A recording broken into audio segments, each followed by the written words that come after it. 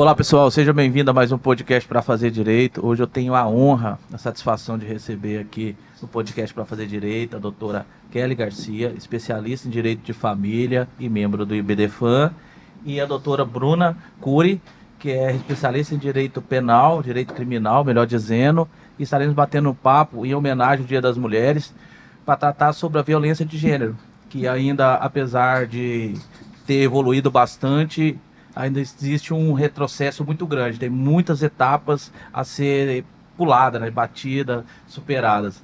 Gostaria de agradecer a presença de vocês e por estar agregando, trazendo um notório conhecimento jurídico para engrandecer nosso podcast. Obrigado. Te agradeço, Paulo. Te agradeço o convite.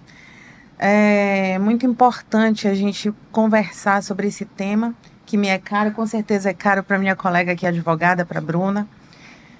Também agradeço por estar aqui com ela, né? Sempre é muito bacana nós nos encontrarmos para falarmos de temas que nos são caros, que a gente gosta de debater, e os temas que nós trabalhamos no dia a dia, né? Ainda que sejam em searas diferentes. Paulo, quero te agradecer o convite, né? É uma honra estar aqui com você, participar do seu programa pela primeira vez, ainda mais com a minha amiga, né, de profissão, Kelly, advogada, uma ilustre advogada, né, que atua na área civil, que a gente sempre se encontra, e sobretudo na luta pela igualdade de gênero. A gente sempre se encontra nesses movimentos. Então vai ser um papo muito legal hoje aqui. Quais são as principais dificuldades que vocês enfrentaram até hoje na carreira como advogada num mundo extremamente machista? E por você ser advogada, entender bem sobre o direito e ver que esses direitos não são respeitados, como que vocês lidam com essa situação? Posso começar? Então tá.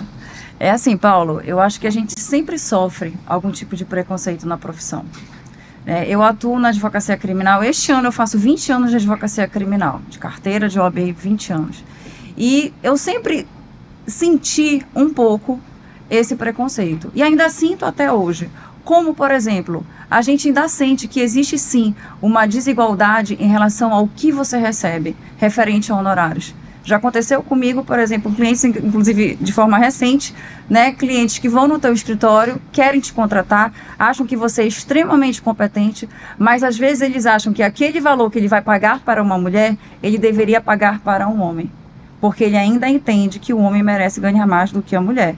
Então, recentemente eu tive uma experiência que um colega que me indicou uma determinada pessoa, e depois ele me disse: Bruna, eu acho que ele não te contratou porque ele encontrou um advogado que cobrou mais ou menos o que você queria cobrar. Então eu acho que foi porque ele era homem e você era mulher. Você acredita que na questão da área criminal ainda, esse preconceito seja maior ainda que na área civil ou não? Eu acho que hoje já melhorou muito, né? Quando eu iniciei em 2004, nós tínhamos pouquíssimas referências na área criminal. Eu recordo que em 2004, as advogadas criminalistas que eu conheci em Belém, as duas referências que nós tínhamos era a doutora Ivanilda Pontes e a doutora Marilda Cantal, que era defensora pública. Então a gente só ouvia falar nelas. Elas que eram os nossos exemplos. Hoje em dia não, você já tem várias outras advogadas atuando na área criminal. Então isso vem melhorando. Por quê? Porque as mulheres vêm ocupando esse espaço dentro da advocacia criminal. E mulheres extremamente competentes. E na área civil, familiar, como é? Olha, não é muito diferente. Não é muito diferente. Realmente, nós sofremos vários preconceitos ao longo dos anos. Eu tenho 23 anos advogando com carteira da OAB. E antes eu já advogava, entre aspas, era estagiária. E como estagiária fiz muitas peças, enfim, também advogando, mas apenas não podia assinar. E qual é a questão que nós sofremos? Em primeiro lugar, é essa questão de questionar a sua competência. Você tem que ser extremamente mais competente do que o homem para que você ganhe algum espaço. Eu acho que E qual a origem desse preconceito? Vocês acham que esse preconceito ele é específico de clientes, específico do próprio juiz, do Ministério Público, ou isso é um conjunto geral? Não, é um conjunto. Eu entendo que é estrutural, né? A sociedade brasileira ela ainda é muito machista.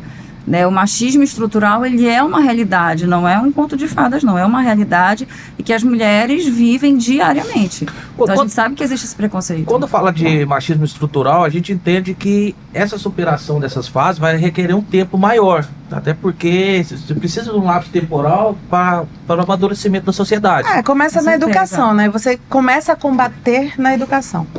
Não adianta você querer combater aqui no final. Tem que ser no início. E o início é na educação. Nós, enquanto mulheres, precisamos também fazer e nos policiarmos sempre para fazer o nosso papel, né, nesse combate, que é na educação dos filhos, juntamente com o pai. E o exemplo que você dá dentro de casa, que é extremamente importante, para que esses filhos eles não venham reproduzir mais tarde na rua, né? Esse machismo, essa questão da diminuição da importância do valor da mulher, né, socialmente falando. E no caso do legal, vamos dizer, dos clientes de vocês sentem alguma dificuldade, algum preconceito de gênero? No caso de você que atua no direito de família, a gente se depara com normas específicas. E na área criminal também, provavelmente, existe essa divergência, né? A gente vê que os tratamentos são diferentes entre homens e mulheres. Qual que seria a perspectiva de vocês sobre esse tema? Não, em relação a cliente, eu não sinto muito esse preconceito. Mas eu sinto ainda em relação ao Poder Judiciário. Em algumas situações, na realidade, situações que eu passei enquanto advogada, né, grávida do segundo filho que eu tenho, foram situações terríveis em audiência, comandada por juiz, por homem. E, assim, com extrema discriminação. Na época ainda não tínhamos algumas prerrogativas que hoje a mulher advogada grávida tem. Né? Foi antes de 2014, antes de 2015, nós não tínhamos ainda, e assim, é muito difícil você se fazer ouvir. Você realmente tem que bater a mão na mesa, gritar mais do que o homem. Por isso que muitas vezes, para você fazer algumas audiências, você precisa até ter uma postura mais agressiva do que o normal, para que possam te ouvir e te respeitar, porque senão é bem complicado. Mas quando eu fiz a pergunta, eu queria destinar a questão da normatização. A lei hoje mudou, existem normas específicas para a questão de violência do gênero, tanto na questão penal quanto na questão da família. Vem mudando ao longo do tempo, sim. O que vocês acham, de fato, sobre essas normas? Aplicabilidade, se vocês acham que funciona, se é necessário, que não é necessário, até onde, como que tá? Tanto na área penal, com a doutora Bruna, e com você, doutora Kelly, na área de família. Eu acho que elas são absolutamente necessárias. Porque, infelizmente, as mulheres ainda são julgadas mesmo sendo vítimas. E isso acontece muito nos processos de violência doméstica, processos também onde envolve estupro. A mulher ainda é muito julgada mesmo sendo vítima. Então, por isso que o julgamento ele tem que ser feito assim, é uma revitimização. Né, o que hoje em dia a gente vê que não pode mais acontecer. Existe lei que veda isso. Você não pode fazer isso com a mulher. Né, você tem que fazer um julgamento de acordo com a perspectiva de gênero. Então você tem que respeitar aquela mulher. Você não pode utilizar certos argumentos para querer depreciar aquela mulher enquanto ela é uma vítima ali, que foi violentada, que foi abusada. E ainda existem, sim, alguns julgadores, alguns membros do Ministério Público e alguns advogados que no momento da audiência ainda tentam depreciar a mulher em razão de repente da roupa que estava utilizando ou da atitude que teve, e as pessoas ainda não entenderam que quando a mulher diz não, é não. Não tem meio termo. Por isso que hoje em dia até um marido, ele pode ser processado por estupro. Porque se a mulher diz que ela não quer e o marido força uma relação sexual com violência, ela foi estuprada. Então o homem ele precisa respeitar, e isso precisa ser respeitado não só dentro de casa, na rua, mas também no judiciário. O que você entende sobre a questão? Tem hoje no sistema um debate muito grande sobre se na delegacia especializada da mulher ou na promotoria que envolve crimes contra mulheres, se deveria ser apenas mulheres ou homem. Então existe, porque eles falam que o homem falta sensibilidade para a situação e acaba afastando até mesmo a mulher de fazer as denúncias pela questão da revitimização. Você acha que existe isso, que deveria ser só atendimento com mulher ou não? Você acha que isso não influencia em nada? Eu acho que influencia sim. Eu acho que uma mulher, e aí como eu sou mulher posso falar, eu acho que uma mulher no momento de dor, no momento em que ela está fragilizada e às vezes ela tem medo, inclusive, de falar, porque veja, a mulher quando ela chega numa delegacia especializada de atendimento à mulher, ela chega lá em frangalhos, ela chega lá completamente destruída. Então você precisa de alguém que tenha empatia naquele momento. Então, uma mulher, com certeza, ela vai ter muito mais empatia do que o homem, porque ela vai saber se colocar no teu lugar. Ela vai saber te ouvir e entender a tua dor naquele momento. Então, eu entendo que é, sim, importante que nós tenhamos cada vez mais mulheres nas delegacias especializadas em atendimento à mulher. Eu acho que é importante, sim. E você, doutora? Não precisa esperar, não. Pode dar continuidade na fala e pode ir complementando. Na realidade, eu quero primeiro me manifestar a respeito das leis, né? A importância que essas leis têm para nós. É porque o que acontece quando você precisa de lei é porque não está sendo respeitado de forma natural, correto? Então, obviamente que se você não tiver a lei, vai ser muito mais difícil com que aquelas situações corriqueiras que acontecem no desrespeito, eles sejam coibidos, porque isso só aconteceria pela educação, que a gente sabe que ainda a gente está muito longe, né? Na realidade, o Brasil bateu o recorde de feminicídio em 2023 agora. E, entre outras situações, a violência, nós não sabemos aferir até onde a violência aumentou ou se ela está sendo mais, digamos assim, mais conhecida, mais notificada. Então, é um estudo, isso requer um estudo extremamente aprofundado, né, da situação, mas a gente vê que a raiz dela realmente também é cultural, né? Então você precisa, para combater, você precisa com que as pessoas que estejam ali naquele meio, no nosso caso, os operadores do direito, eles precisam ter extrema consciência e sensibilidade em relação a essa violência de gênero. E aí eu acredito que independe de ser homem ou mulher, precisa ter realmente sensibilidade. Obviamente que as questões de gênero nós conhecemos mais por sermos mulheres, mas também conhecemos muitas mulheres que atuam de forma machista, a reproduzir o machismo, né? Então isso nós temos que acolher, tanto o homem quanto a mulher que já tem mais conhecimento, seja mais flexível, tenha mais flexibilidade, nós precisamos acolher e discutir, e estar discutindo o tempo todo e rememorando as nossas atitudes diárias. O pior tipo de vítima é a vítima que não sabe que você quer vítima sequer, né? Tem muitas mulheres que estão sendo vítima de alguma situação e não conseguem nem identificar que ela está sendo vítima daquele abuso. Porque falta a informação também, ainda às hoje, vezes, muitas mulheres desconhecem, né, os direitos que elas adquiriram ao longo do tempo, com a Maria da Penha, com as mudanças da lei Maria da Penha. Falando em Maria da Penha, só para dar um corte aqui rapidinho, senão eu vou esquecer. Tivemos um episódio aqui anterior, que eu não vou citar o nome da pessoa do entrevistado, mas que ele deixou um tema aqui que gerou bastante polêmica. Eu gostaria de proporcionar, porque era homem, né? Proporcionar a vocês a mesma pergunta para ver qual a percepção de vocês, do lado feminino. Ele disse que existe um grande problema no cenário, que é o desvirtuamento da norma, principalmente da Lei Maria da Penha. Existem mulheres que prejudicam mais do que ajudam, porque eles desvirtuam a norma e a norma perde a eficácia, perde o valor, as pessoas já começam a analisar ela como uma lei fraca, uma lei que pode ser desvirtuada em prejuízo dos homens, então, ou seja, acaba que tira o valor da norma. Vocês têm essa identificação? Vocês acham que esse caso é um caso extremamente isolado, que não prejudica a norma? Paulo, é muito importante a sua pergunta, né? E quero te elogiar, inclusive. Eu assisti esse episódio e realmente foi bem polêmico. E quero te dizer que, no meu ponto de vista, né, que eu posso te falar? Do meu ponto de vista, em relação ao que foi afirmado nesse episódio, é que essas mulheres que usam a lei para de alguma forma se vingar ou por vingança são exceções.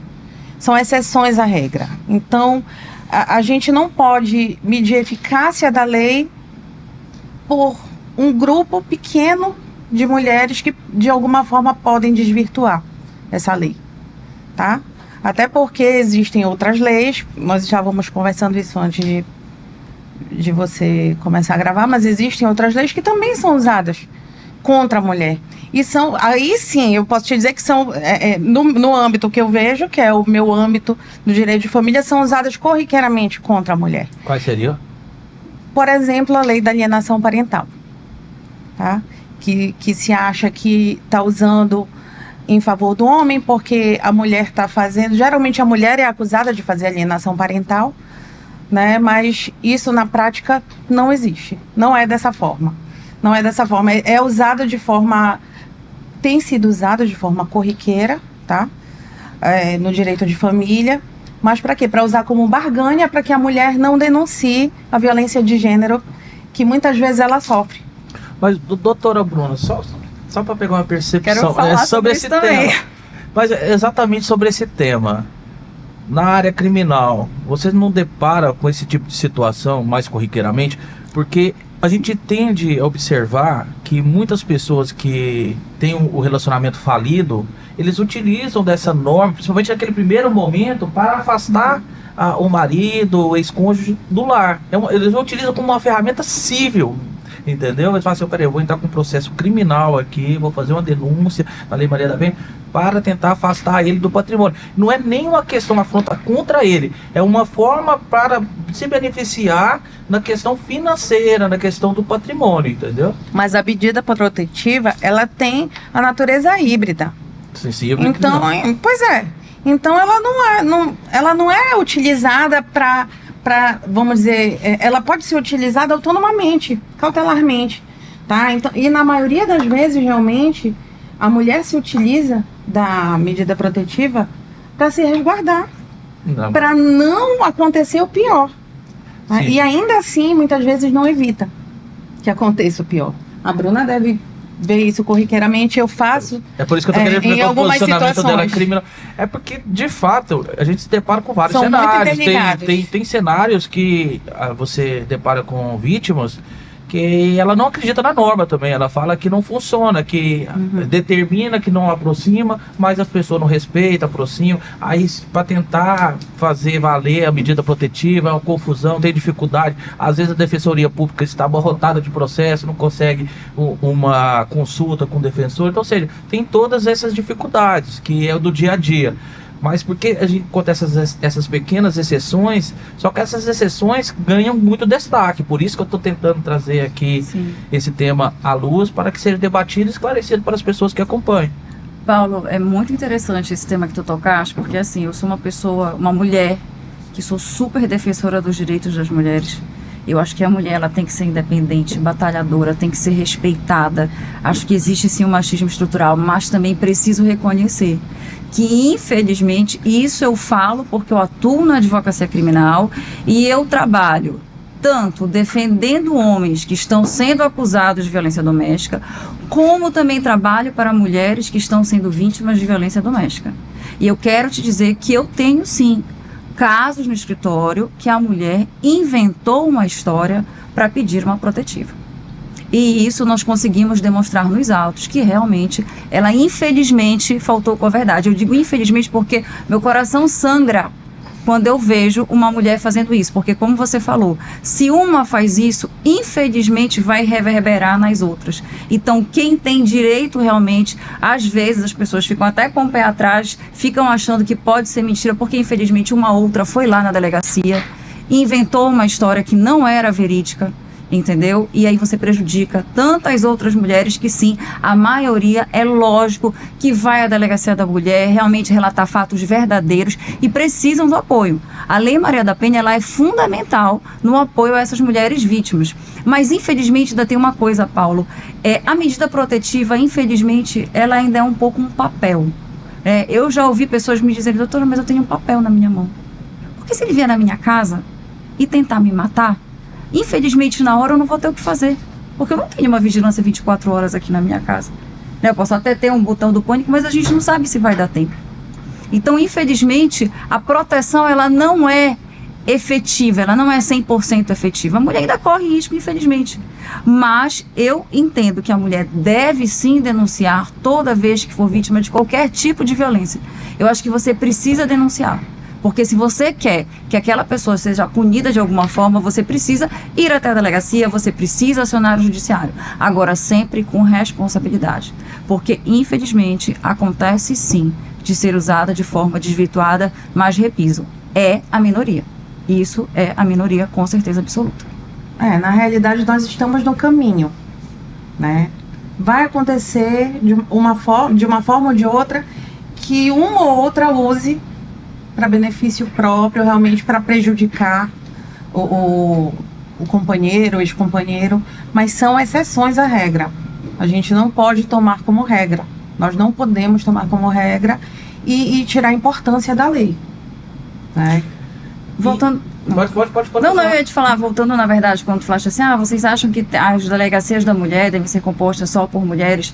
E só voltando numa coisa, eu acho que independente de ser mulher ou homem, eu acho que precisa haver sempre qualificação.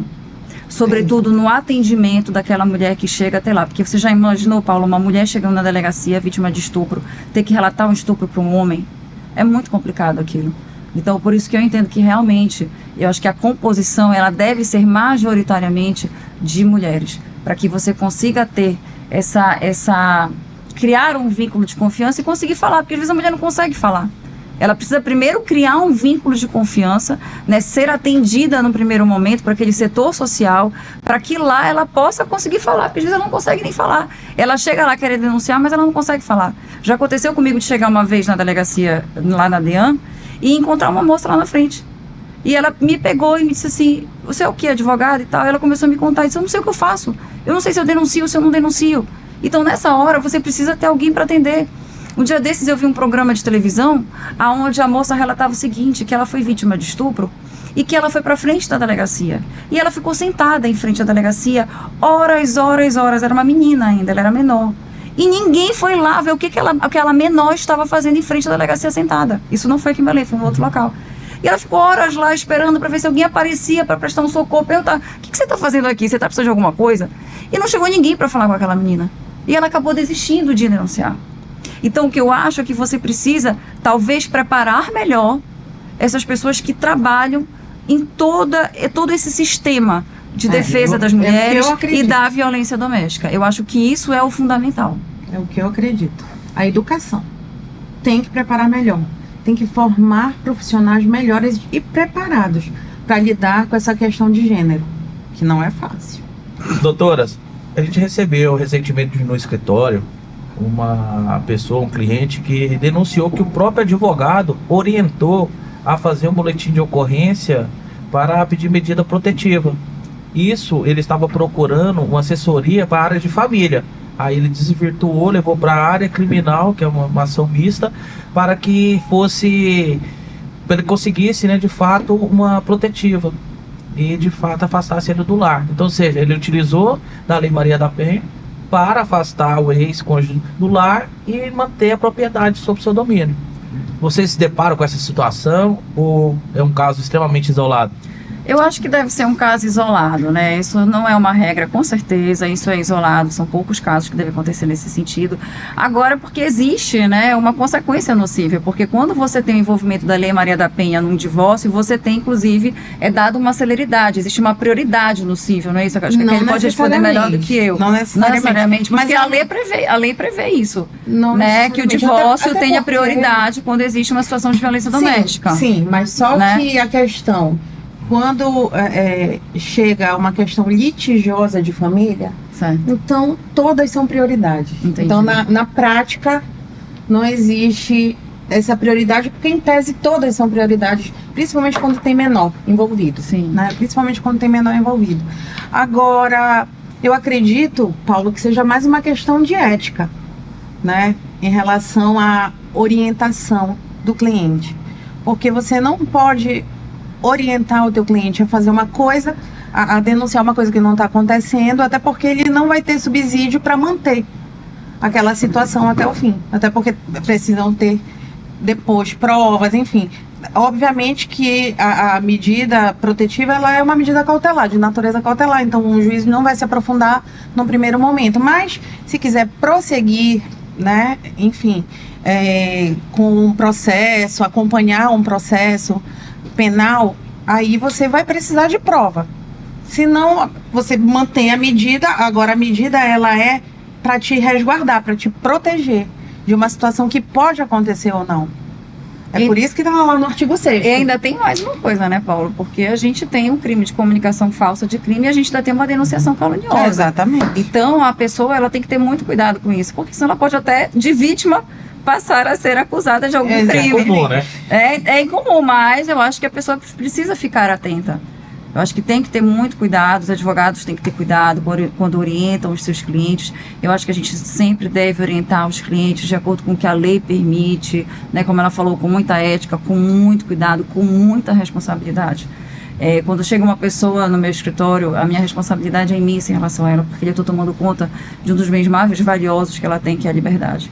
Então a gente precisa assim ter muito cuidado como orienta e também com a vítima que chega com a gente geralmente numa situação extremamente complicada, geralmente a vítima de violência doméstica não é a primeira vez que ela vem falar com você, geralmente já aconteceram outros episódios quando ela vem querer tomar algum tipo de providência. Tem uma mulher que já vem sofrendo e que às vezes demora muito a tomar aquela decisão, então você tem que ter muito cuidado como tratar a situação, como orientar e sempre orientar dentro do que a lei permite, para que você possa ter sucesso realmente na resolução daquele caso.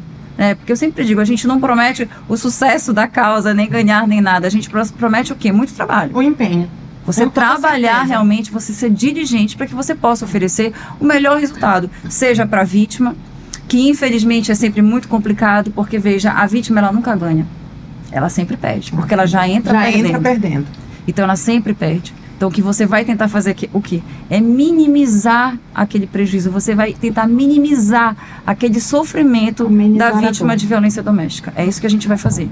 Eu vou fazer uma pergunta aqui um pouco, novamente polêmica, né? Vocês se sentem representados tanto na OAB, no judiciário, hoje? Porque eu tenho uma percepção do seguinte, se a gente pegar todas as OABs hoje estaduais, vamos ver que tem um número bem pequeno de presidentes mulheres. Normalmente o que a gente tem percebido é que as pessoas, para trazerem o público feminino, colocam vice. Então, ou seja, presidente homem, vice mulher. E isso a gente tem percebido também no âmbito político, no âmbito do judiciário. Hoje no STF só temos uma mulher, não é isso? E parece que depois de ter colocado 2 homens, eles destinaram a vaga do STJ para a mulher, ou seja, sempre em segundo plano as mulheres. Como que vocês se sentem com isso? Ou é uma impressão minha ou uma realidade? É uma realidade. É uma realidade. E eu, como mulher, eu me sinto muito humilhada em relação a isso. No momento em que você tem uma Suprema Corte composta por 11 ministros e só uma é mulher, enquanto a gente tinha 2, quer dizer, nós já éramos minoria. Agora nós só temos uma representante feminina. Isso é um total retrocesso. Era para a gente estar avançando. Era para já termos pelo menos 5 mulheres no STF. A gente tentar ter uma paridade que a gente não tem. A gente não tem lugar nenhum a paridade de gênero. Nós não temos, infelizmente. E, Paulo, uma coisa que me revolta, e eu ouço isso. Ah, te convidaram só porque tu és mulher. Porque se tu fosses homem, não iam te convidar. Eu já ouvi falar isso pra mim. Isso é uma coisa que me magoa extremamente. Porque ninguém me chama porque eu sou mulher. Eu entendo que a pessoa me chama porque ela acha que eu posso falar sobre aquele determinado assunto, porque eu sou competente para tentar resolver o problema dela, e não porque é melhor contratar uma mulher para esse caso. Não, não é melhor contratar uma mulher ou um homem. É melhor contratar a pessoa que é competente para te atender. E eu acho que falta isso. As pessoas precisam entender que nós somos tão capazes quanto os homens. E eu realmente não me sinto representada. No momento que a gente tem uma ordem dos advogados do Brasil aqui, Seção Pará, que nós só tivemos, pelo que eu sei, 2 mulheres até hoje na presidência, que foi a doutora Ângela e a doutora Avelina. Eu não me recordo de ter tido outra mulher presidente da OAB. Eu realmente não me recordo. E todo o tempo agora a mulher é vice. Eu acho que a gente precisa ter uma presidente, sim. Eu acho que a gente precisa ter uma presidente. Eu acho que já passou o tempo da gente voltar a ter uma presidente à frente da OAB. E não digo só a OAB do Pará, a OAB Nacional. A OAB Nacional acho que nunca teve uma presidente mulher. Nunca tivemos. Olha que absurdo isso. Enquanto que a maioria da nossa advocacia é composta por mulheres. As mulheres são maioria na advocacia. E como é que a gente nunca teve uma presidente mulher? O que acontece? Por que as mulheres são tão preteridas Elas não têm capacidade? Elas têm capacidade, elas podem ser presidentes de qualquer lugar. E por que nunca teve uma presidente da OAB Nacional mulher? O que está faltando? Aí eu deixo essa pergunta, porque eu, como mulher, não sei o que está faltando, porque nós somos tão competentes quanto os homens, temos as mesmas qualidades, até melhores, eu quero te dizer, porque eu acho que a mulher, quando ela quer, quando ela tem vontade, ela vai à luta. E ela luta muito para galgar um espaço. Eu lutei muito para chegar onde eu estou. Eu não sei se eu sou uma advogada de sucesso, se eu não sou, porque eu acho que a gente não tem que se intitular se tem sucesso ou não. Sucesso é relativo. Ele é sempre relativo. Eu acho absurdo a pessoa ficar então eu acho que a pessoa ela não pode se intitular nunca. Mas o que eu sei é o seguinte, que em 20 anos de carreira eu consegui chegar num lugar que eu me orgulho. E isso eu posso dizer. Porque no meu escritório eu recebo pessoas, entendeu, que poderiam estar com qualquer outro advogado homem e estão lá comigo. Então eu realmente acho que eu estou conseguindo entregar o que eu me propus a fazer na minha carreira. Mas vocês não acham que a mulher em si é utilizada também? É explorada? Porque eles, muito também. Quando as pessoas vão montar uma chapa para qualquer coisa, eles falam, a gente tem que colocar mulher para trazer os votos das mulheres. Parece que já é um desenho. É o que eu te digo, chamar mulher porque tem que ter mulher. Concordo com a Bruna, com as colocações que ela fez.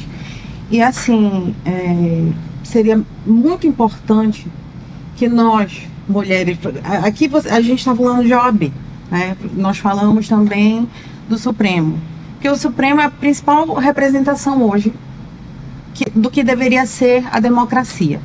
Você não faz democracia com iguais, né? E ali os diferentes não estão representados. A gente pode ver pela foto. Eu inclusive postei essa foto no meu Instagram faz algum tempo, porque me revoltou realmente aquela situação de apenas uma mulher nos representando. Uma mulher branca nos representando, somente ela. E cadê o resto da sociedade? O Brasil não é só isso. Será que não tem mulher competente para isso? Então, o Brasil não é só isso. E assim, como a Bruna colocou, nós somos hoje muito mais mulheres do que homens. No Brasil, né? Vê que a maioria das famílias tem mãe solo. E isso há que se discutir, porque se a mulher consegue, obviamente, e não tem como duvidar dessa capacidade, né, de manter a família, de se posicionar como chefe da família, por que não pode ser presidente das OABs? Por que não pode ser presidente da OAB Nacional? Por que a gente tem sempre que estar sendo coadjuvante? Tá errado.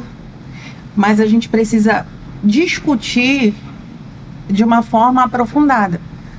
Porque a gente não pode só entrar para compor, né? Nós temos também que nos posicionar e impor a nossa presença e o nosso posicionamento. Então, as OABs, hoje já se teve, eu acredito que um grande ganho com a lei da paridade, que as OABs adotaram, mas a gente ainda está muito longe do que é a democracia concretizada. A gente só vai concretizar a democracia que se busca, que está na Constituição Federal, quando a gente conseguir, de uma certa forma, juntar todos os diferentes e esses diferentes eles estarem de forma equilibrada, né? Sendo representados de forma equilibrada, o que a gente não consegue hoje na OAB. Realmente aqui nós tivemos ainda 2 presidentes aqui no Pará, mas na maioria das OABs de todo o Brasil nunca teve uma presidente do sexo feminino, nunca teve uma mulher, uma advogada presidente, embora nós sejamos a maioria nos quadros da OAB Nacional hoje. Então, há que se discutir profundamente, né, essa questão da OAB. Por quê? Essas questões, inclusive, na questão da lista sêxtupla, isso foi discutido ano passado aqui no Pará. E em outras seccionais tem sido efetivamente discutido. Porque, embora tenha sido adotada a paridade, na prática, existiam mulheres no conselho, as mulheres votaram também, escolheram 5 homens e uma mulher. Então, há de se repensar a nossa postura enquanto mulher, enquanto advogada, para mudar esse quadro. porque a gente precisa contar com as nossas representantes para mudar esse quadro, que sempre tem se repetido.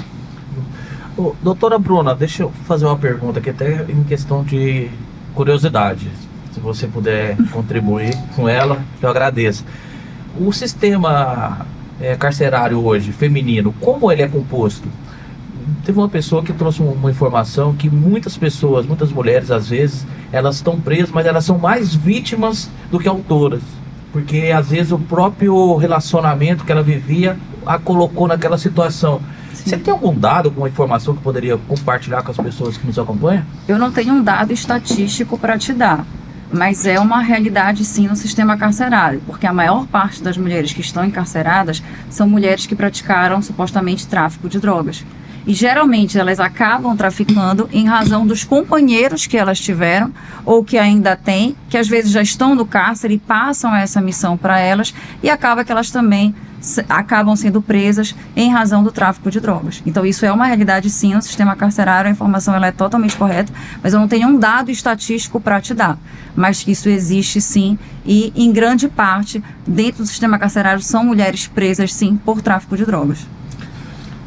Doutora Kelly, quais são as principais dificuldades que as mulheres que vão iniciar hoje na carreira da advocacia irão enfrentar? E quais as dicas você poderia deixar para elas? Eu acredito que a questão de gênero ainda é uma dificuldade. Ganhar menos que os advogados, trabalhar mais, porque com toda certeza a gente tem 2, 3 atividades a mais do que os advogados. E assim, o advogado, em geral, ele precisa estar disponível sempre para o teu prazo, enfim, para o teu cliente. E, geralmente, nisso, os homens saem na frente, porque nós temos que unir outras funções que nos são exigidas diariamente. E que é uma questão de gênero, que é a função de mãe, que é a função de administradora do lar. Então, você tem que dividir essas questões todas com o teu companheiro para que você consiga ser uma profissional liberal que tenha as suas atividades em dia, né? Para que você mantenha os teus prazos, os teus clientes em dia, enfim, as tuas visitas ao fórum que precisam acontecer. Tem que ser pessoalmente ainda, obviamente, senão o teu processo ele fica para trás. Então você precisa ser diligente. Então, o que eu indico para a advogada iniciante que está começando? Que ela realmente tenha em mente que ela precisa se esforçar mais do que os advogados, em geral, para que ela possa ganhar dinheiro tanto quanto. Senão... O mercado é extremamente já competitivo, né? E ainda tem essa dificuldade a mais. E na área criminal, doutora Bruna, como é? O que você indicaria para essas pessoas? Eu acho que todos esses conselhos que a Kelly deu são válidos para qualquer área do direito, mas eu acho que na área criminal, a mulher em primeiro lugar, lógico, estudar, isso é o principal, você tem que conhecer. Se você tem conhecimento, você pode tudo. Primeira coisa, para você vencer qualquer tipo de preconceito, é você ter conhecimento, porque você atende um cliente, naquele momento ele vai entender que você sabe o que você está fazendo. Ele vai entregar na tua mão um bem valioso e ele sabe que você vai cuidar bem daquele bem tão precioso que ele está te entregando, que é a liberdade dele. Então, primeiro momento, você ter conhecimento, você ter ética, você ser diligente e, sobretudo, você sempre manter a sua postura. Uma postura correta, uma postura inteligente, uma postura de quem tem conhecimento, de quem sabe o que está fazendo, para que você possa impor respeito. Porque nós precisamos ser respeitadas. E é o que falta, às vezes, muito na profissão. É você ser respeitada enquanto mulher, enquanto profissional, enquanto advogada criminalista. E eu acho que você tem que se cercar de cuidados, porque querendo ou não querendo, sempre existe um risco de quem advoga na área criminal. E eu sempre digo para quem está começando que você precisa entender o seguinte: nenhum contrato, nenhum dinheiro do mundo vale colocar a tua vida em risco. Então você precisa ter cuidado. Quando você aceita uma causa, você tem que saber direcioná-la e saber separar. O cliente, ele te contrata, você vai prestar um serviço. E você não vai ter só uma causa na sua vida, você vai ter milhares. Então você precisa saber separar. Você não é mãe do cliente, você não é irmã do cliente, você não é amiga do cliente naquele momento. Você está prestando um serviço. E você precisa preservar também a sua integridade, a sua vida. Uma coisa que eu tenho visto muito hoje, Paulo, as pessoas estão se expondo demais, né, com a questão das redes sociais. É exposição em demasia. E às vezes você começa a expor coisas que não devem ser expostas. Como, por exemplo, não há por que você postar o seu cliente. Você tem que, pelo contrário, você tem que preservar o seu cliente. Você tem que preservar a imagem do seu cliente. Existe lei prevendo isso, que você tem que preservar a imagem do seu cliente. Então, por que você expõe aquele cliente? Você acha que com aquilo você vai ganhar outros clientes? Não. Primeiro que você está desrespeitando uma regra básica. Segundo que, às vezes, dependendo do cliente, você pode estar colocando a sua vida em risco. Sabe? Então, eu sempre digo que quem está iniciando na advocacia criminal tem que ter muito cuidado. Sabe, Paulo, eu tenho uma coisa assim... Eles dizem na advocacia criminal, só te cortando. Pois não, fica à vontade. E foi até o Fabiano Lopes, eu estava batendo um papo com ele em Minas, ele falou comigo, Paulo, o advogado criminalista, ele tem duas tarefas. A primeira, permanecer vivo, e a segunda, permanecer solto. Porque é muito fácil essa pessoa que trabalha na área criminal se enrolar. Com certeza. Então, ou seja, muitas das pessoas, às vezes, tem uma linha muito tênue ali, né? Entre você estar defendendo o cliente e você estar participando com o cliente. Com então, ou seja, certeza. muitas pessoas se confundem e se perdem e depois pagam um preço muito caro por isso. Acabam confundindo a figura, né, do cliente com o advogado. E fazer uma pergunta sobre o sistema carcerário. A gente deparou recentemente, não tão recente, mas recentemente, umas questões polêmicas sobre advogadas que estavam indo em presídios e estavam se sentindo molestada no questão de revista, até mesmo da postura das pessoas no recebimento delas. O que você acha dessa situação? Ocorre de fato ou foi um caso isolado? Como é? Eu acho que são casos isolados, não é geral que isso aconteça, mas infelizmente ainda acontece sim. Hoje menos. Eu acho que no passado isso já aconteceu mais e veio diminuindo. Mas eu acho que para isso você precisa ter uma OAB forte. Uma OAB que vá bater de frente e mostre, olha, a advogada, ela precisa ser respeitada. Ela é uma profissional que está indo aí trabalhar. Ela não está indo bater papo com a pessoa que está custodiada. Ela não está indo jogar tempo fora lá. Ela está indo trabalhar, diligenciar o que ela está fazendo. Então, eu acho que a mulher precisa ser respeitada assim e a OAB ela precisa sim surgir quando esses fatos acontecem. E ir lá e defender os direitos das advogadas. Você está indo lá para trabalhar, então você precisa ter a sua integridade física respeitada, a sua integridade moral respeitada. Não há por que você revistar uma advogada. Para isso a gente tem máquina de raio-x. Você passa, a pessoa vai passar lá e pronto, e acabou. E você tem que partir do princípio que o advogado está lá para trabalhar, para atender o seu cliente e não para outra coisa. Mas, doutora Bruna, a gente tem deparado muito, como eu falei, existe uma linha muito tênue ali. E algumas pessoas ultrapassam ela. E a gente percebe que alguns advogados se tornam, eles são aliciados para o crime. Então começa a levar recado, trazer recado, ou mesmo levar produto. Então isso acaba também, de uma maneira como a gente mencionou na Lei Maria da Penha, desvirtuando e gerando um desconforto a toda a classe. Você não acha que essas pessoas que são condicionadas a isso, são encontradas praticando esse tipo de delito, não deveria ser punida exemplarmente para que acabasse? Porque eu acho que é um prejuízo muito grande para as pessoas que já tem que ter um desgaste muito grande de direcionar um presídio, uma energia terrível, a pessoa sai de lá carregada de tanta energia negativa, ainda tem que passar por esse transtorno de ser confundida com um cliente, porque alguns colegas advogados de fato se mistura com eles, se confundem com eles. Infelizmente nós temos notícias de que isso acontece realmente, pontualmente, mas sim, acontece. E para isso precisam ser utilizados os instrumentos legais, né? Então, se ele foi flagrado cometendo algum tipo de crime no exercício da advocacia, ele vai ter que ser processado criminalmente, vai ter que ser instaurada a investigação, da mesma forma, dentro da OAB, né, ser instaurado um processo ético disciplinar para que seja investigada a conduta daquele advogado, e se for o caso, ele pode até, de uma forma extrema, perder a carteira. Então, acho que tem que ser utilizado os métodos legais para isso, né? Todo mundo tem direito ao devido processo legal, as pessoas têm direito de se defender, então acho que tem que instaurar o procedimento adequado para investigar.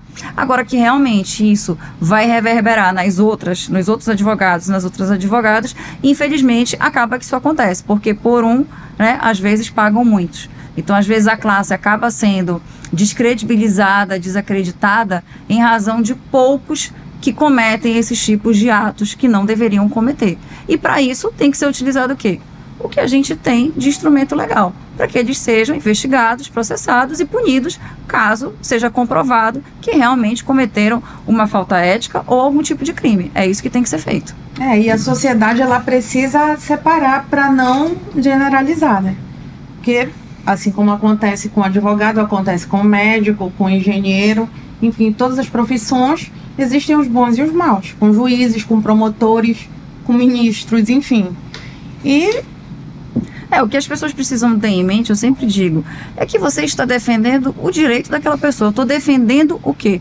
Ela tem um direito que está na Constituição, que está no Código Penal, no Código de Processo, que está no Código Civil, no Código de Processo Civil. Eu estou defendendo o que tem lá na lei, o que eu posso utilizar de instrumento legal para defendê-la. Ponto. É isso que eu estou fazendo. E todo mundo tem direito de defesa. Todo mundo tem direito de ser defendido. Não importa, ele pode ter cometido um crime de menor potencial ofensivo, como ele pode ter cometido um feminicídio, mas ele vai ter, sim, direito de defesa. É constitucional. É constitucional. Então as pessoas precisam entender isso, que você está defendendo o direito de alguém, assim como você também pode precisar um dia. As pessoas acham que elas nunca vão cometer um crime. Gente, isso é um absurdo. Qualquer um de nós pode cometer um crime, por exemplo, contra a honra. Eu vou chegar, vou xingar alguém, vou difamar, vou caluniar, vou injurar, eu cometi um crime. Eu vou ser processada criminalmente. Isso qualquer um de nós está sujeito. Às vezes, no momento que a pessoa se exacerba, né, enfim, de muita raiva e tal, você pode cometer um crime. Uma pessoa que, às vezes, ela toma um vinho com os amigos, pega o carro, vai dirigir, ela pode cometer um crime, ser parada de uma blitz e verificarem que ela ingeriu bebida alcoólica e vai lá. Ela vai ser presa em flagrante porque estava dirigindo e ingeriu uma substância alcoólica. Então, quer dizer, todo mundo pode ser um acusado, um investigado, todo Sim, mundo está passível de cometer certeza. algum tipo de crime. Então as pessoas têm que acabar com esse preconceito, entendeu? Porque qualquer um de nós está passível de cometer um crime. Isso é da natureza humana. Como eu te disse, é um crime contra a honra. E de precisar de um advogado. E todo de uma mundo advogada. Todo mundo vai precisar alguma vez na vida de um advogado, de uma advogada. Isso aí é Exatamente. básico. Então é mais uma questão de preconceito mesmo, enquanto a pessoa não precisa. Doutora Kelly, uma dúvida. A gente percebe na questão da advocacia que, no caso de família, homens normalmente procuram advogados e mulher procura advogado. Você tem essa percepção ou não? Ou só eu tenho essa percepção? Tenho essa percepção. Está mudando um pouco. Nesses últimos anos eu percebo uma mudança. Tá? Eu acredito até que por conta dessa questão desse debate de gênero, tem havido essa mudança. Mas realmente as mulheres se sentem mais seguras com mulheres advogando para elas, porque elas, quando a mulher chega ao teu escritório, te procura para que você a represente, ela entende, quando ela te conta a história dela, que você, em algum momento, você empatia. se coloca no lugar dela. A questão da empatia, de também ser mulher, de muitas vezes já ter filhos, de saber o que ela está sofrendo ali naquele momento. Então eu acredito que seja mais pela questão da identidade mesmo, mas por essa questão. Eu perguntei porque eu já tive uma sensação de uma cliente, mulher que chegou, e quando ela viu que era homem que ia atender, parece que ela se furtou um pouco com as informações. E ela perguntou se não tinha advogada. E, inclusive, essa cliente não deu continuidade, provavelmente por essa questão. Por isso que eu perguntei. Eu acho interessante essa percepção. Existe isso. Mas assim, eu tenho muitos clientes, homens, né? Agora, todas as vezes que eu recebo, os clientes, antes de me contratarem, eu sou bem clara que, dependendo da situação, eu não fico com a causa. Porque, enfim, eu sou mulher. Então, acima de tudo, a minha bandeira é feminina. No direito criminal, tem essa percepção também de você se identificar mais com mulher, no caso, do que homem ou não? Não, na verdade, a minha carteira de clientes, ela é composta na maioria por homens. A maioria da minha clientela é composta por homens. As mulheres são a minoria, na verdade. né? Eu atendo poucas mulheres, a maioria são homens realmente. Mas também porque a gente tem... a gente tem uma estatística de que os homens cometem mais crimes do que mulheres, o maior número de processos são contra homens, e eu realmente tenho mais homens na minha cartela de clientes. E isso eu acho muito legal, porque é uma experiência bem interessante, né? Você atender homens e sentir que aquele homem, ele está confiando em uma mulher, ele está confiando um bem tão caro que ele tem a uma mulher. E isso é muito legal, porque aí nesse momento você consegue demonstrar, olha, tá vendo? Eu sou tão competente quanto qualquer homem. Tá aqui um outro homem, ele tá me contratando. Nós podemos e ele ser tá parceiros, reconhecendo né? que eu tenho competência tá para tratar desse problema tão grave que ele está passando. E tu sabes que uma coisa muito interessante, Paulo, é assim, a maioria dos clientes são homens, e às vezes eu atendo o homem com a esposa, né? Isso acontece muito lá no escritório, sobretudo às vezes no primeiro atendimento, várias vezes chega lá o homem com a esposa para ser atendido. E nessa hora que chega a esposa, eu já entendo o seguinte, que quem vai me contratar não é ele, é a esposa. É ela quem vai decidir se ele vai me contratar ou não. Então, às vezes, eu estou conversando, eu já não converso mais com a pessoa que está com o problema, eu já começo a conversar com a esposa, porque eu sei que é ela que, no final das contas, vai decidir se ele vai me contratar ou não, porque não foi à toa que ela foi lá no meu escritório. Algum motivo tem. Então, eu já procuro conversar mais com ela do que com ele. E quando você ganha a confiança da esposa, você pode ter certeza que você ganhou a confiança do marido. Eu acho isso muito interessante. Eu não sei se isso acontece contigo, mas é uma coisa curiosa que ao longo do tempo, eu comecei a perceber que isso acontece muito. E é um momento que tem integração realmente. Você cria um vínculo de confiança com a família. Porque a área criminal, ela, infelizmente, acaba atingindo toda a família daquela pessoa que está sendo acusada de um crime, né? Existem crimes que toda a família fica sabendo, toda a família se envolve, né? As pessoas ficam preocupadas. Então, por exemplo, eu já tive clientes no escritório que eu tinha que atender a família inteira. A minha sala de reunião ficava lotada, porque ia ele, a esposa, iam os filhos, iam os maridos ou as mulheres, enfim, ia toda a família, porque a família queria entender o que estava acontecendo, queria saber como ia ser, o que eu ia fazer, o que ia deixar de fazer.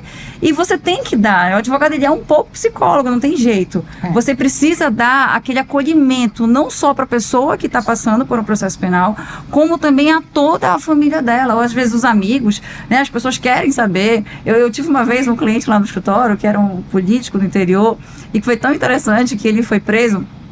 Fizeram até um abaixo-assinado, mandaram um abaixo-assinado para o meu escritório, com mais de 200 folhas assinadas. Era um interior pequeno, mas ele tinha sido prefeito, uma pessoa muito querida lá, e mandaram para o meu escritório um abaixo-assinado, ali enorme, cheio de assinatura dele, as pessoas querendo saber quando ele ia ser solto e tal. Então, quer dizer, acaba que você não atende só aquela pessoa, né? Você tem que atender todo mundo, e você tem que mostrar para todo mundo o que você está fazendo, né? Prestar contas, mostrar que você está sendo diligente e acolher aquelas pessoas, porque naquele momento que elas chegam no seu escritório, elas precisam sim de um acolhimento. Naquele momento a gente é mais psicólogo do que advogado. Mas olha só, Bruna, no direito de família é diferente. Não, você tem que ser psicólogo primeiro e depois advogada. No direito de família é diferente, por quê? Porque geralmente...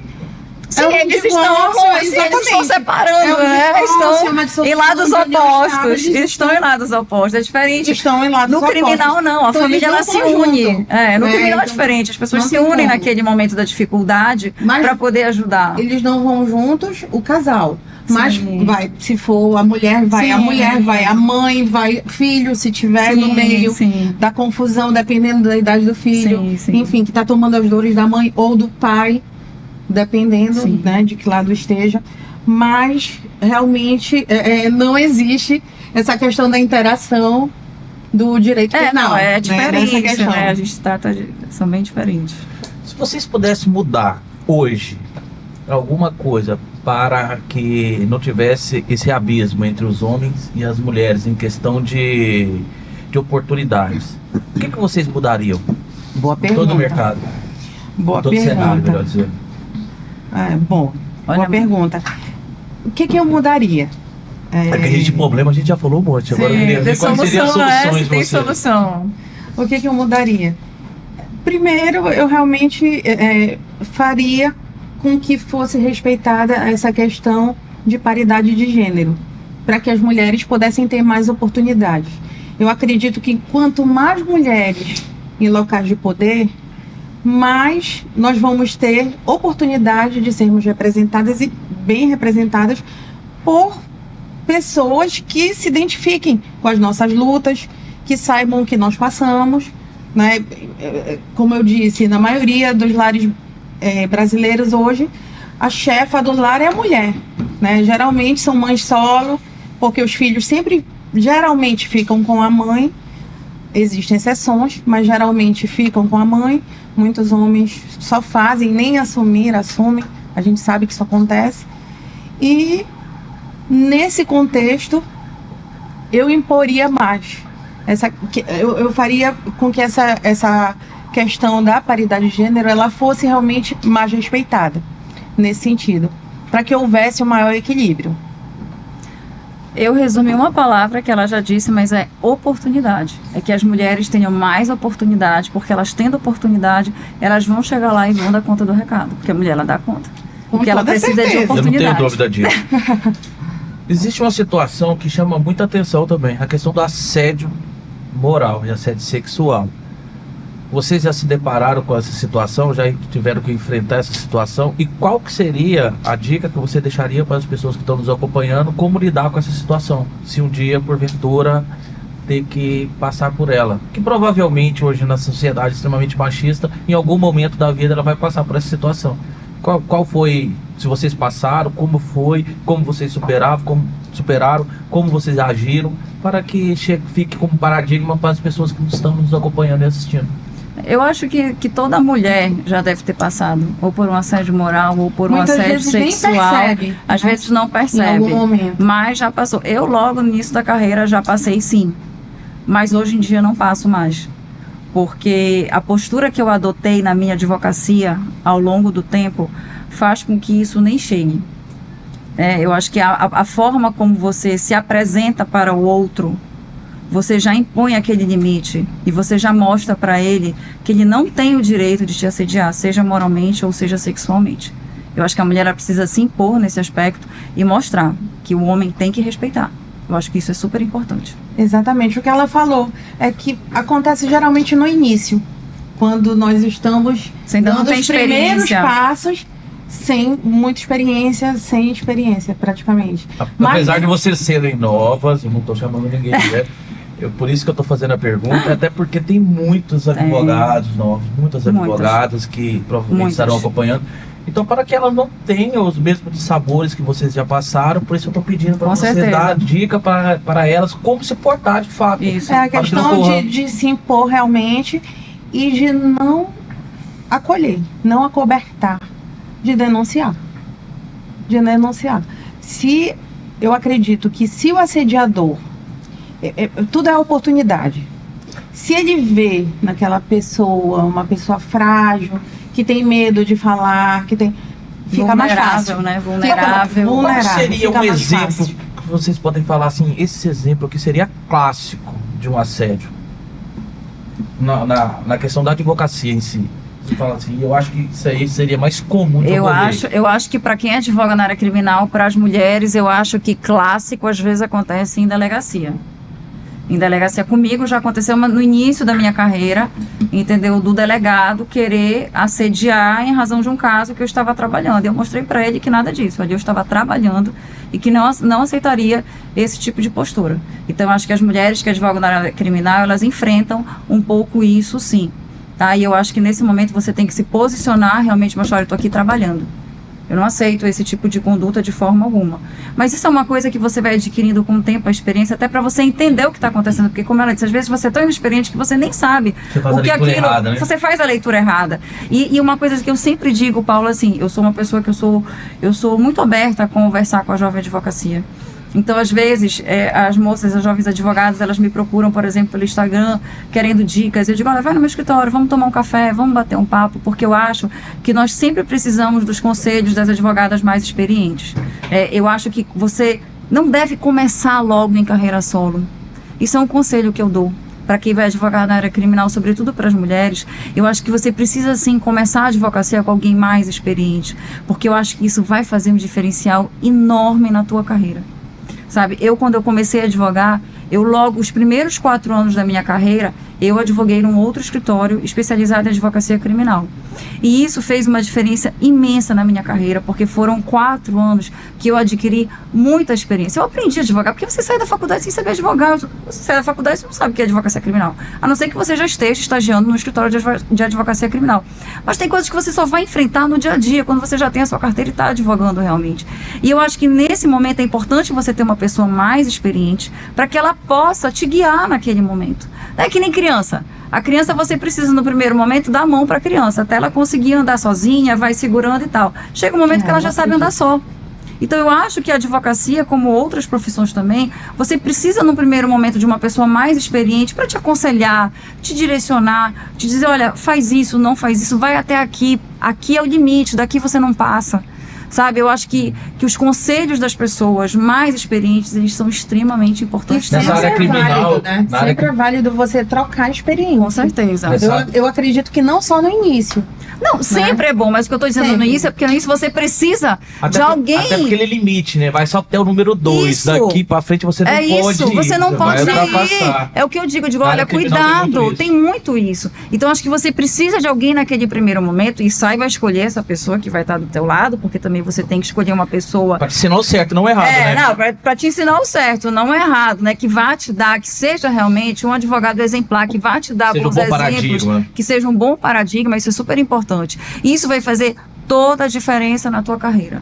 E isso eu falo assim por experiência própria, fez toda a diferença na minha carreira e eu acho que faz sim. A mulher, ela precisa ter esses conselhos. E se você está começando a advogar sozinha, procura uma advogada mais experiente, alguém que seja um exemplo para você, né? Você vê tanta advogada aí, não, eu acho que essa daqui é um exemplo. Pede para bater um papo, pede para conversar, pede para ela te dar um conselho. Eu acho que nesse momento, isso é uma coisa que eu acho que falta para as mulheres e é por isso que a gente perde às vezes, falta união. Concordo. Então nós precisamos nos unir cada vez mais. Se a gente se une, nossa, nós estaremos imbatíveis. O problema é que a gente ainda não conseguiu criar essa cola. A gente não tem que disputar, a gente tem que andar uma ao lado da outra. E assim a gente vai avançando, juntas vamos avançando. Exatamente. Então você tem que procurar pessoas que sejam exemplo. Você vai bater um papo, tudo bem, você já abriu sua história de advocacia?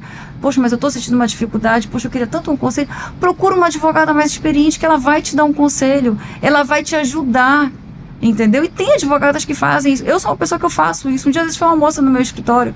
Tem que ter mais a imagem associativa do que competitiva. Claro, com certeza. Você tem que ajudar. Eu acho que quando você ajuda o próximo, você só ganha. Você evolui, você soma. Entendeu? Isso aí vai ser bom para ti, porque quando eu converso com uma advogada mais nova, eu vou passar minha experiência, mas ela sempre vai me trazer algo novo também. Ela vai trocar o que ela falou, ela vai trocar a experiência comigo. Então ela vai trazer uma realidade dela que é nova, que às vezes eu nem sei o que está acontecendo. Exatamente. E eu vou passar para ela a experiência que eu tenho da minha carreira, experiência de vida mesmo. Porque nesse momento não é só a experiência da advocacia criminal, é a experiência de vida. Então eu acho que isso é importante. E eu acho que nós precisamos sim, acho que todas as mulheres precisam entender, gente, vamos nos unir. Vamos nos ajudar. Quando a gente ajuda, a gente vence, a gente avança. A gente nunca volta, a gente só avança. Concordo. Plenamente é isso. A gente precisa cada vez mais dessa união. Sim. Né? E da ajuda mútua. Sim. Para que a gente possa conquistar mais espaços. Sim. Tem que ser dessa forma, senão a gente não consegue sair do lugar. É verdade. É uma realidade, Paulo. E dos julgadores?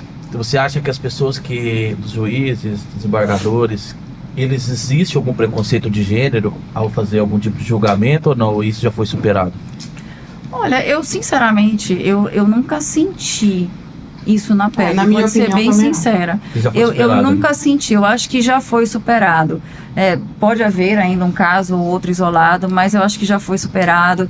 Eles respeitam muito as mulheres. Eu acredito que pelo contrário.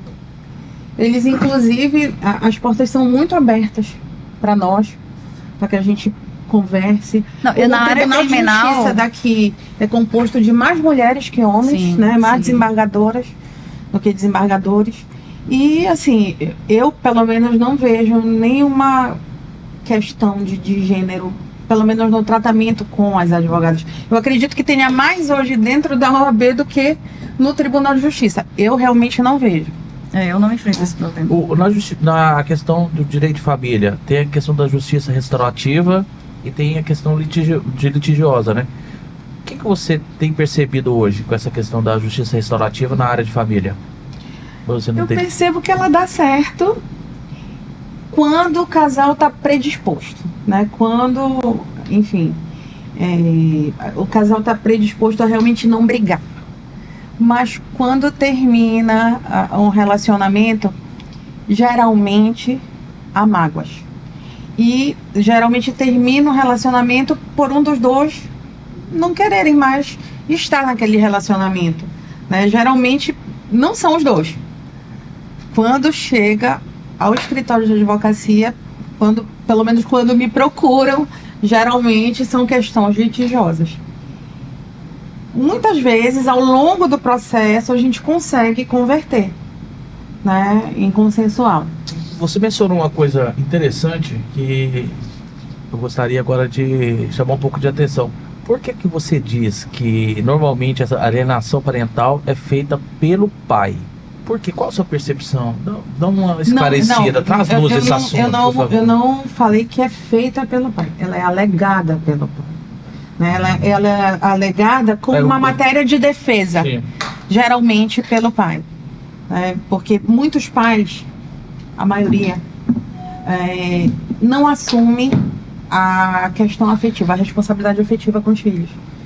Então, o subterfúgio, a alegação é que a ex-mulher não deixa, que a ex-mulher não deixa falar, porque a criança não quer ir, muitas vezes, com aquele pai por N motivos, às vezes porque realmente não tem um bom relacionamento, existem outras questões mais graves, que é a questão da pedofilia, que nem sempre parte do pai, mas muitas vezes de parentes próximos ao pai, de amigos do pai, que o pai não enxerga quando a criança vai passar no final de semana ou naqueles dias alternadamente na convivência do pai, quando a guarda é compartilhada. E muitas vezes é usado como moeda de troca. Essa acusação é usada como moeda de troca. Quando o pai, né, por N motivos, usou de violência de gênero contra a mulher e aquele relacionamento terminou de uma forma polêmica, terminou de uma forma litigiosa, muitas vezes ele usa a desculpa da alienação parental para se proteger. Porque a mulher já está acionando ele naturalmente, muitas vezes, no âmbito criminal, na questão da Maria da Penha, enfim. E eu acho que um exemplo muito bom do que eu estou falando agora é essa questão da Ana Hickman, a polêmica do divórcio da Ana Hickman com o marido, né, que tem desdobrado já para esse lado. Tudo iniciou com a Maria da Penha, com ele realmente agredindo ela fisicamente, e hoje ele já está alegando alienação parental por conta da criança ter atendido o celular, parece que no celular do namorado, do novo namorado da Ana Hickman, alguma coisa assim, e aí ele se sentiu extremamente ofendido, o pai, e está alegando alienação parental, entre outras coisas. Eu não conheço profundamente, eu não vi os autos, obviamente, mas a gente percebe que a lei está sendo usada por conta dele querer se proteger, porque ele já está respondendo o processo, né? O processo a questão da violência patrimonial que ele está respondendo. Então, você quer penal. dizer que vira matéria de defesa a alienação parental? Muitas vezes. Então, entendi. Ou de acusação, mas muitas vezes para a pessoa se proteger, né? Infelizmente, eu acredito que é até mais usado nesse sentido do que a Maria da Penha, porque você mais cedo falou em relação à questão da Maria da Penha está sendo desvirtuada, mas eu acredito que... É porque esse tema é extremamente sensível, eu acho ele extremamente sensível, porque na Lei Maria da Penha, a palavra da vítima tem uma força, sim, preponderante. Então, ou seja, a partir do momento que você começa a afetar esse princípio da força, da palavra da vítima, porque acontece em local normalmente que vai estar só as duas pessoas, então, ou seja... Você vai atacar a palavra da vítima, você começa a questionar a palavra da vítima, se ela realmente pode ser utilizada, é extremamente preocupante. Por isso que não é que eu sou um defensor, estou falando que a lei é ruim. Não, eu posiciono porque eu acho extremamente errada o que as pessoas fazem, que é a utilização da Lei Maria da Penha de maneira desvirtuada. Entendeu? Então, seria, eu acho isso Mas preocupante. Eu acho que o que precisa combater é o Não. desvirtuamento. A lei é maravilhosa, Exatamente, é extraordinária. E a mulher, de fato, a palavra dela tem que Sim. ter um valor maior, com Concordo. certeza. Porque muitos crimes acontecem entre quatro paredes, não tem testemunha de nada. É a palavra da vítima, da mulher, contra a do homem. E no Então, caso- de fato, tem que ter. E uma coisa que eu acho também, sabe, Kelly, Paulo, é que no momento em que você pede uma protetiva, vamos dizer que você peça o mínimo da protetiva, que é o quê? A não aproximação. Né? Que ele não possa se aproximar de você. Gente, eu tenho o direito daquela pessoa não querer se aproximar, que ela não se aproxime de mim. Sim. É o mínimo. Então, eu acho que isso tem que ser resguardado sim. Porque se eu não quero a aproximação dele em relação a mim, existe um motivo muito forte para isso que vai ser verificado depois. Tanto é que tem juízes que às vezes deferem protetiva por 2 meses, às vezes 3, às vezes 1 ano. Não existe uma regra, eu vou deferir por hoje hoje a gente em dia. observa que muitas pessoas deixam até decorrer o prazo, nem apresenta a defesa, porque Isso, não tem interesse porque de não tem aproximar. interesse, porque até Sim. diz, não, é melhor eu ficar longe. Às vezes tem clientes que eu digo, olha, é melhor ficar longe mesmo, porque de repente pode haver uma aproximação e pode ter um problema com isso. Então, às vezes, é até melhor realmente manter a protetiva. Tudo Mas bem, fica com essa não aproximação. Eu vejo esse desvirtuamento perigoso, mas quando ele está ligado à questão familiar. Sim, Questão sim, patrimonial. ônibus familiar. Exatamente. Entendeu? Porque aí vem aquela Sim. questão da orientação do próprio advogado, que vai lá e fala, não, faz. Mas olha, Sim, sim, que a gente já Exato. tinha. Essa questão, no caso da alienação parental, é muito importante se ver que a principal vítima é a criança. Então, você tem que levar em consideração o que a criança está falando. Porque muitas vezes a desculpa é que a mãe está fazendo a criança falar aquilo, está implantando falsas memórias na criança. Não é bem por aí. Muitos crimes, eles são cometidos corriqueiramente e continuam sendo cometidos por conta dessa desculpa de que são falsas memórias da criança, que a palavra da criança vai até a 2ª página, enfim, porque às vezes você vê situações desesperadas que a criança não quer ir de jeito nenhum com o abusador, mas ele é obrigado pela justiça e é investido a guarda e tem situações terríveis e quem termina sofrendo a maior penalidade é a mãe, que é afastada do filho, que perde a guarda, que a guarda é investida. Então é extremamente complicado, entendeu? Eu acho que cada caso é um caso, deve ser analisado com cautela. Cada caso é um caso, Com exatamente. certeza. No direito, cada caso é um caso. O direito de família, ainda mais. Casos de família, me lembrou agora. Doutora Bruna, doutora Kelly, gostaria de agradecer por vocês terem participado do podcast para fazer direito. Vocês agradeceram muito, trouxe informações muito legal. Com certeza eu saí daqui bem melhor do que entrei. Então eu agradeço a vocês e deixo as portas abertas para novos podcasts. Bora gravar que o pessoal Paulo, vai gostar. excelente essa oportunidade que tu abriste para a gente conversar, né, sobre assuntos tão sérios, tão graves e que acontecem corriqueiramente todos os dias e muitas vezes a gente não tem a oportunidade de falar, né, e de trocar experiência.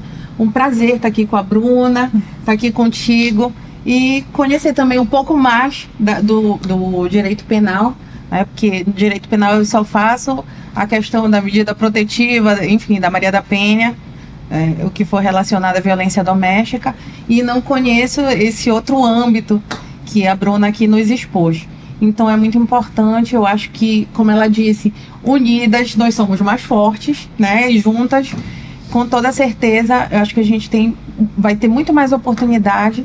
E se nós mulheres tivermos essa consciência sempre de que unidas nós vamos ter mais força, a gente vai poder ser bem melhor representada, para que nós não sejamos usadas enquanto candidatas laranjas, como mesmo falaste, né? A gente está no ano eleitoral e é muito importante que nós tenhamos essa consciência, que nós precisamos ser efetivamente representadas por mulheres que realmente tenham um compromisso com a nossa luta e com a nossa bandeira. Paulo, muito obrigada pelo convite, obrigada pela oportunidade, porque é isso que nós queremos, é oportunidade para a gente poder falar, mostrar quem são as mulheres e por que elas merecem estar nesses espaços de fala, realmente. Então, quero te agradecer pelo convite, dizer que foi uma delícia esse bate-papo.